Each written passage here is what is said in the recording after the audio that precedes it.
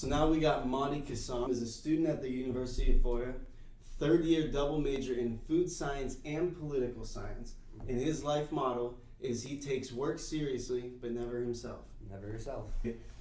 What's your goal in life and why?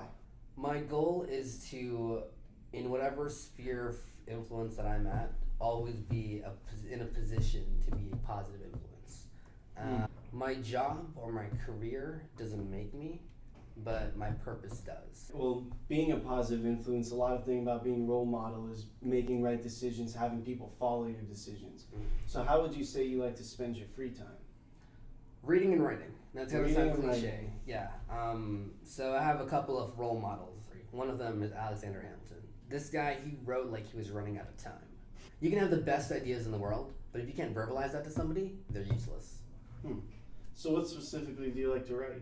Well, I work with multicultural and diversity affairs, and so through that I do a lot of workshops, and I never stop writing a new proposal. I always have something on my desk, always something to take up my time. And my own personal reading comes a lot from either like autobiographies, more instructional books about the best way to live your life and things like that. I get a lot of empowerment from that stuff. So what's on your nightstand right now?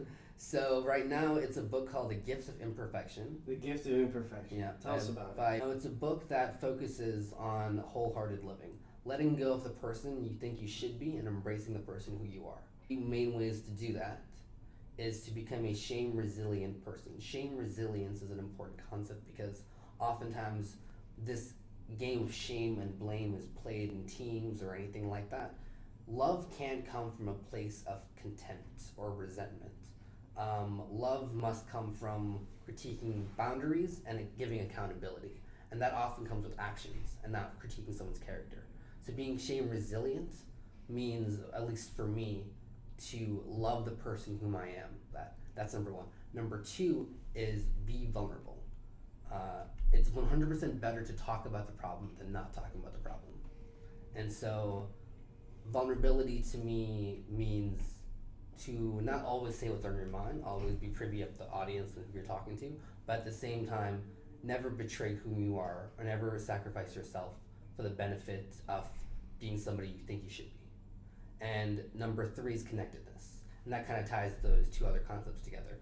Because if you're shame resilient, if you love yourself, and if you have the capacity to love other people, to be vulnerable with them, then connectedness will just be the end result. Third question for you. So all this stuff you do, want to be a positive influence, reading, writing, self-actualization. Considering all the things you could do and all the things you could not be doing, you could very well just be sleeping.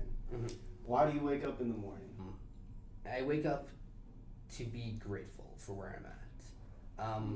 I have the first two thoughts come to my mind. One, I didn't get enough sleep. Number two, I didn't have enough time to do the work I'm doing. Those are the first two thoughts that I woke up every day. And I began that day not being grateful. We're never rich enough, ever. We're never pretty enough, we're never successful enough, we're never affluent enough, fit enough, we can go on. We're never enough. And we're in this lack, this reverie of lack that we live in. And my goal now, I wake up every morning with the intention of being grateful. My mom used to always say this phrase, the universe is listening, be careful what you say in it. And so those are just words to make sure your actions are purposeful, make sure your actions are intentional. And that can't come until you're grateful for the things you do have, for acknowledging the ordinary moments, loving those ordinary moments, and be willing to love yourself.